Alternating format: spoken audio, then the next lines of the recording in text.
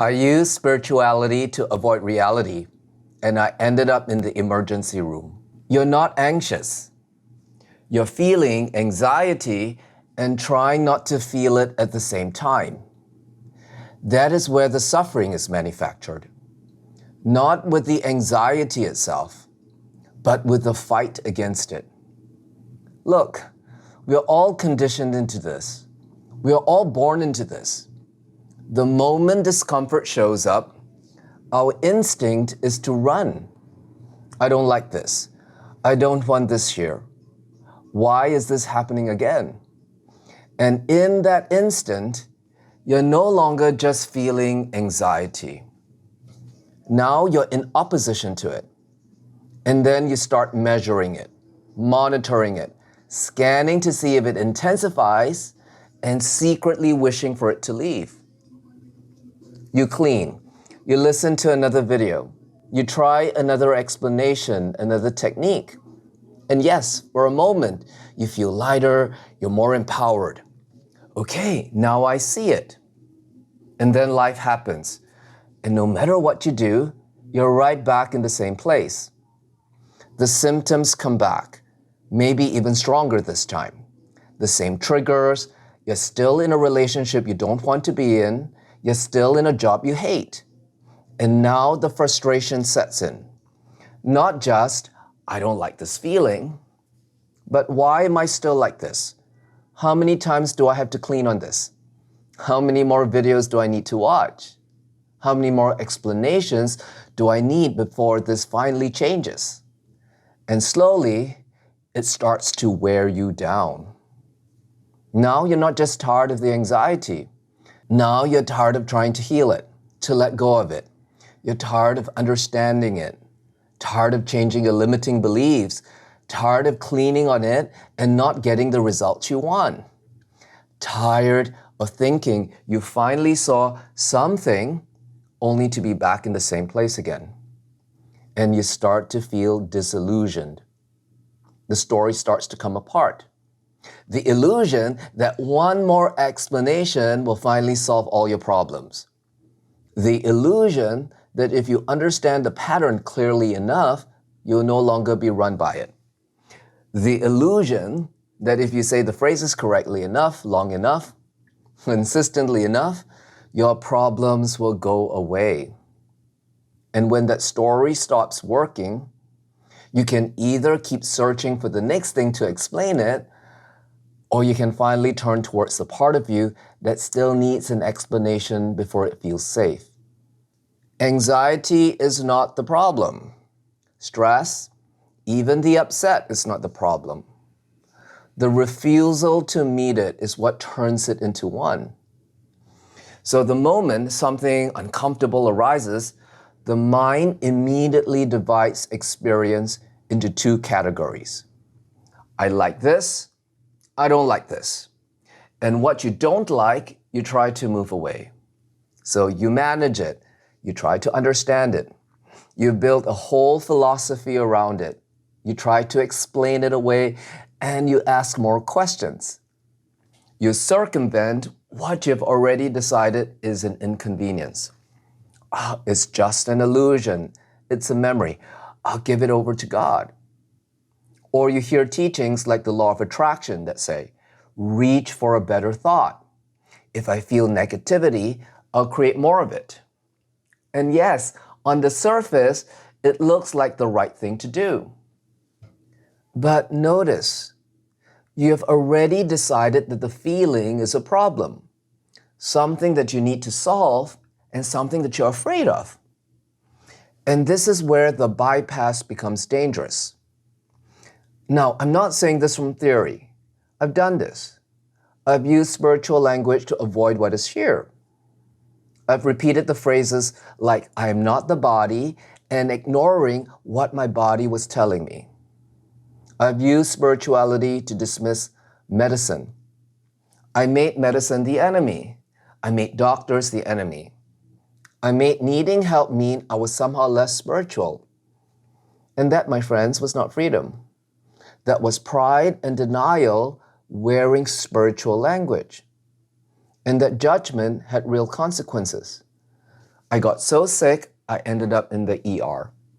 And long periods of stay in the hospital, long periods of medication. And that was the part that I had to confront. The thing that I hated, the thing that I judged, the thing that I thought made me less spiritual was actually the thing that helped save my life. The moment you stop telling the truth about what is here, you start losing yourself. You start doubting your own signals. You start overriding what your body is clearly showing you. Your body is saying something, and you're overriding it, spiritualizing it, talking over it, silencing it, telling yourself, if I just ignore the pain, I won't give it power. But that is not awareness.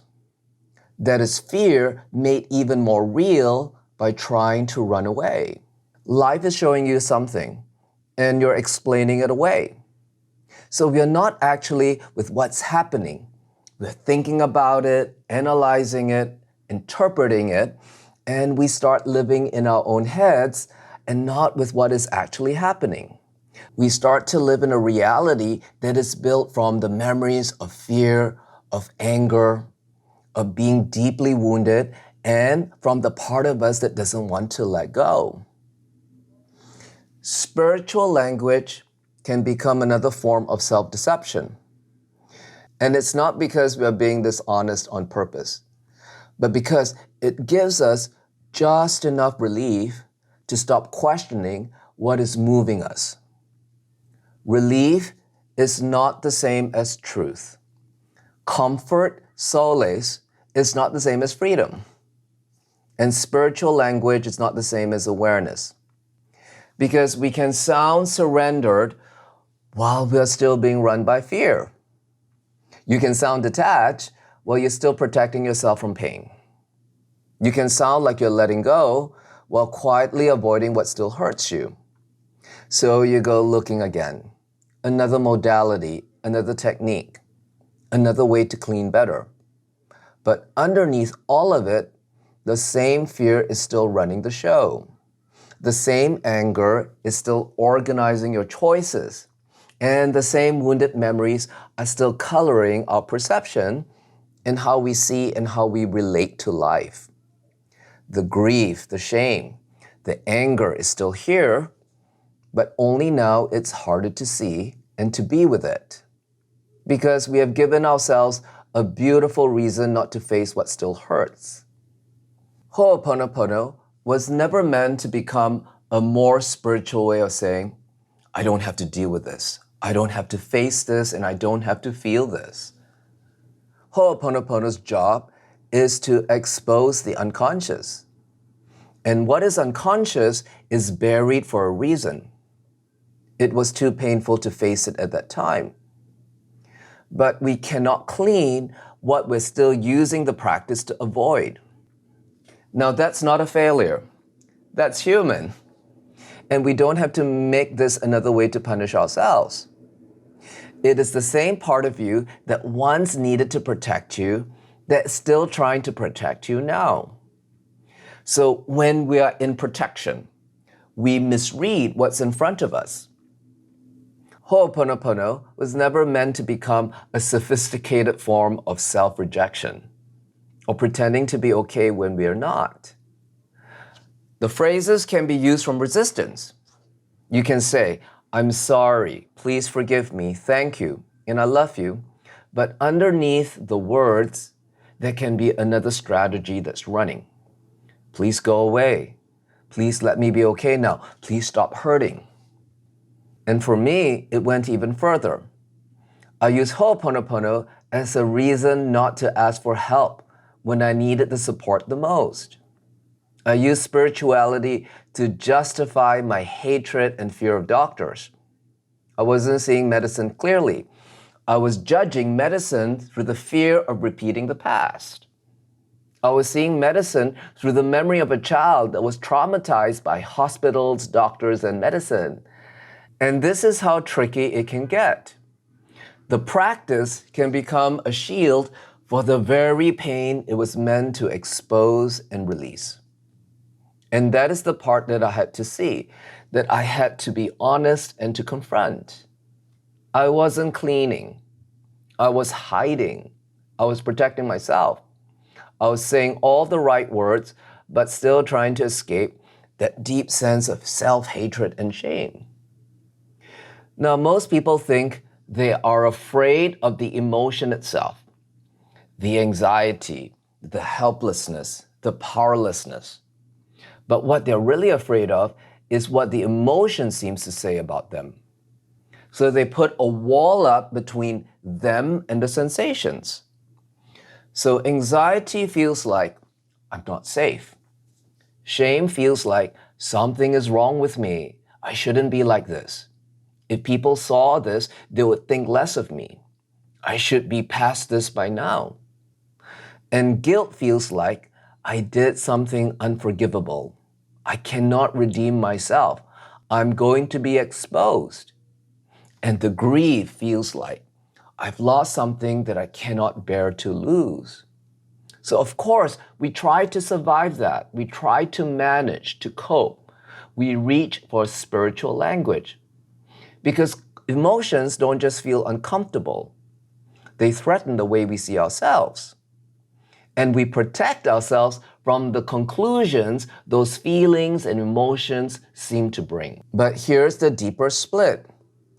A feeling comes up, and almost immediately, the human mind will take a position. This can be here. This cannot be here. This means I'm okay, and this means something is wrong with me. And once that position is taken, we are no longer simply feeling what is here. We become divided against our own experience. One part of us is feeling it. Another part is judging it. One part is hurting. Another part is trying to ignore it or to get rid of the hurt. And this is where the war begins. Now our own experience has become split into opposites, into sides. This can stay. This has to go. And once our inner world becomes divided this way, our peace becomes conditional. I can only be okay if this goes away. I can only love myself when this feeling is gone.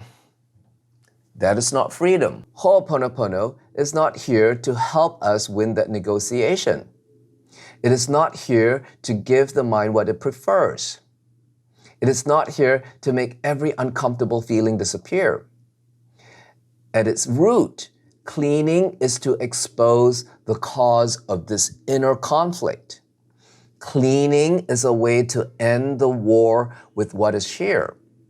Cleaning is a way of seeing that there is no more value with the conflict, with indulging the emotion, with dramatizing it, with explaining it away. It is a way of no longer turning away from what is, but to meet what arises, to meet the part of you that still wants to run from the experience. Because that part is not wrong. That part is afraid. And that fear does not respond to philosophy. It is requesting to be seen. It is asking for, I see you. I'm sorry I pushed you away before. I acknowledge you. I understand what you've gone through. This is what the phrases are for. Thank you for being here. I love you. The phrases are a relationship. To stop abandoning yourself within the moment you most want to escape. So the next time anxiety comes up, maybe the shame, maybe the deep sense of self-hatred, maybe the guilt or the grief, pay attention to what it is really asking of you. Not just the feeling, not just the first reaction to the feeling. Because on the surface, it can sound like, I don't like this. I need this gone. I should be past this by now. But what is underneath it? Because something in you does not feel safe with what is here. Something in you does not feel safe to let go. That part of you is not asking to be fixed, controlled, or manipulated, but only to be met. That is the doorway. Meet the part of you that is anxious, that is afraid, that still doesn't want to let go, that cannot tolerate the feeling. Meet that part directly, without a story, without the need to discharge, to dramatize it, or to build a story around it, but to be with it directly, totally. Teachings, philosophy, and words can point us in the right direction, but they stop being helpful when they become another way to abandon ourselves. The feeling is not the real prison. The prison is the split. I like this, I don't like this. This can stay, this can go. Freedom begins when the practice is no longer used to escape what you're feeling, but to meet the one who keeps trying to escape. That is where your relationship with what is here becomes honest. No judgment. This is when you stop turning away from what is. That is, I love you.